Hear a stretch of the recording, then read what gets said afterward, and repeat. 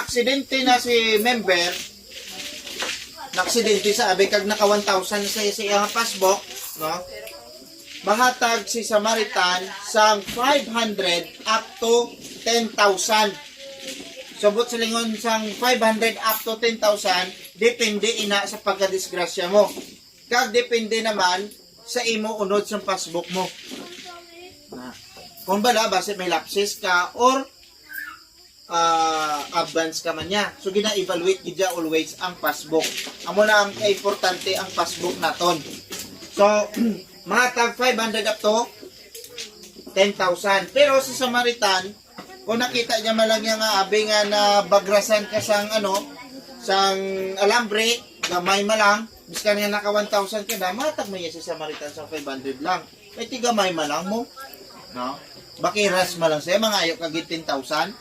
No? So, depende man sa assessment sa aton nga head office, sang evaluator naton. So, gina-evaluate man na, kung may x-ray kada iya kag grabe kid, no? So, may ara man nga naka-accurate nga amount, no? Sa sina nga sitwasyon. Okay? Kag depende gyapon sa iya performance. Okay?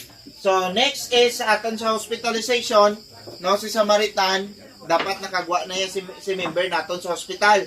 Kagamo paghatag sang assistance. Kay ginapangayuan niya sa medical abstract o conductor certification or discharge slip. Pili ka lang da sa tatlo, isa lang gid ang ipasa mo, kag pangitao namon ang passbook ni member. Tan-aw namon kung pila na to ka page, iya nga savings, so picturean gid na iya isa-isa. Para nga ma-evaluate namon, matan-aw namon kung diin sa naka 1,000, no? Kag dire ang gina-evaluate ni Samaritan hindi ang bill kundi ang imo sakit. Okay, kaysa may ara yang nga nagabilya 1 million pero ang iya yang nga savings pa lang below 1,000, 500 lang ikay below 1,000 saya mo. Pero kung naka 1,000 maintaining balance ha, so makahatag-hatag dako-dako man niya si Samaritan. Kag depende sa iya nga sakit. Kag si Samaritan mahatag man, no, may ara kita nga minor kag major operation. So dra may ara man na naka-calculate nga amount, no. So next is diri naman kita sa burial. Sa burial assistance naton, pag maka 1,000 maintaining balance na kita, so naga-edad sang may tatlo kita diri ka policy. So ang number 1 natong yung policy, kung si member naga-edad sang 0 up to 64 years old, kag updated ang iyang passbook, wala sa lapses, kag naka 6 months siya, no, si Samaritan mahatag sang 20,000 discount sa aton funeral partner. Sa 1,000 maintaining balance niya, kaya ang sobra sa 1,000 withdrawable, hindi mo na i-withdraw. Na pwede kung gusto mo yung mag-withdraw na sa imong in savings, no, pwede mo yung makuha. Tapos savings ka naman niya weekly. Na kay lifetime niya savings, lifetime man niya withdrawals, lifetime every year man niya ang aton niya benefits. So amoy na. Next, ang ikaduha naton nga policy, kung si member nagsulod na kay Samaritan, may existing na sa nga balatian.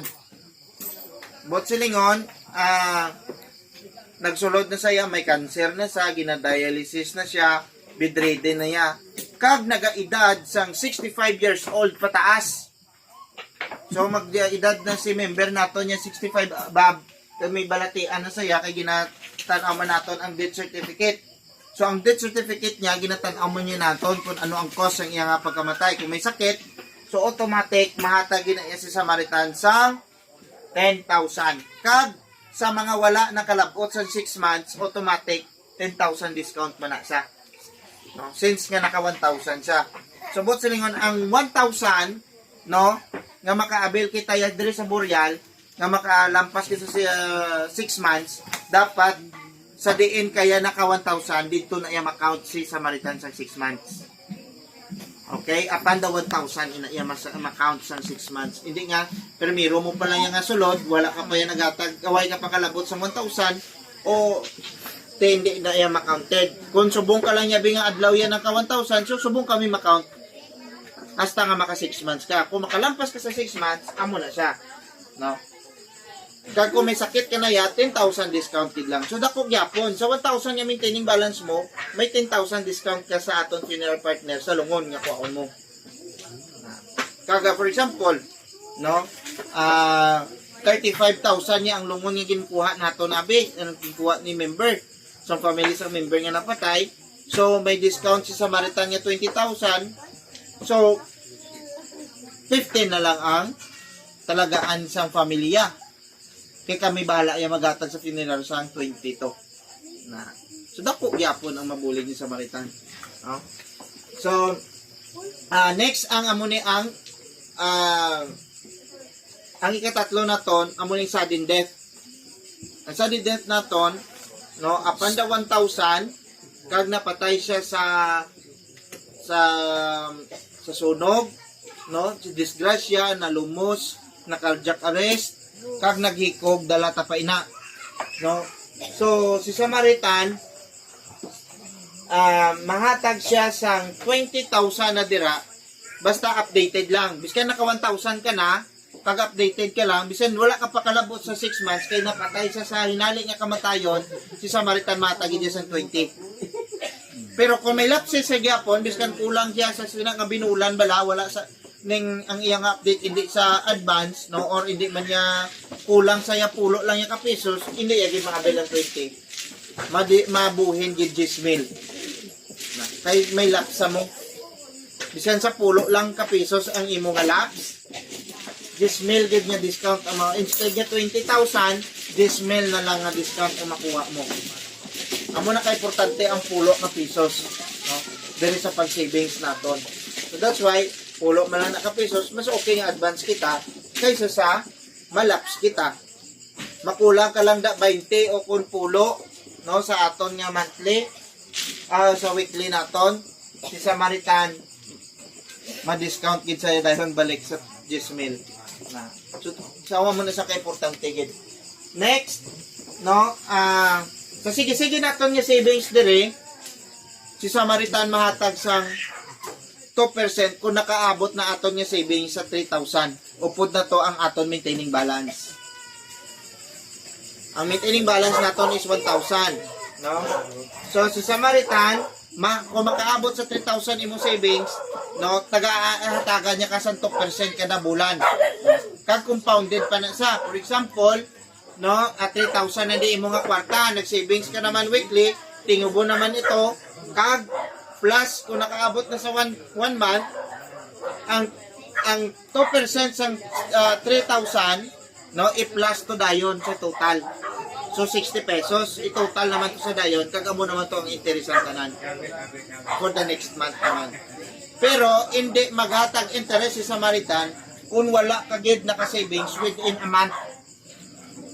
So sa sina nga bulan wala kagid yan nag-savings, hindi mag-interest si Samaritan. Dapat mas update kagid yan. No, mabutang kagid yan. No.